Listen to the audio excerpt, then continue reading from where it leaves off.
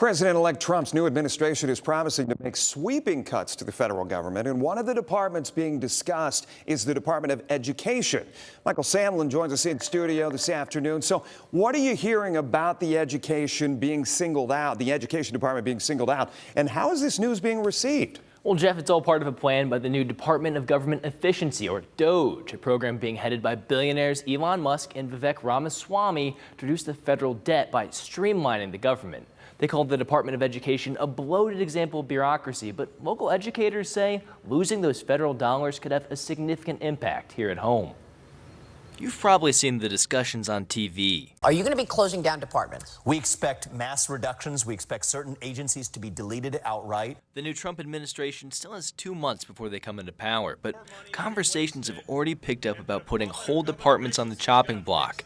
And one that's been singled out since Trump's days on the campaign trail is the Department of Education. And I'm going to close the Department of Education and move education back to the states. And we're going to do it fast. But why does President-elect Trump and his administration feel the need to do so? Mr. Trump has said on the campaign trail it's due to the so-called indoctrination of gender identity and other discussions of sexuality in the classroom.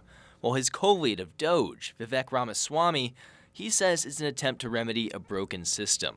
Here's him explaining why he believes so on the Lex Friedman podcast. The school districts in the inner city, many of which are predominantly black, actually spend more money per student than other school districts for a worse result, suggesting that even the overfunding of some of those already poorly run schools rewards them for their actual bureaucratic failures. But Toledo Public Schools School Board President Randall Parker bristles at that sentiment. This is not just about potentially eliminating the Department of Education.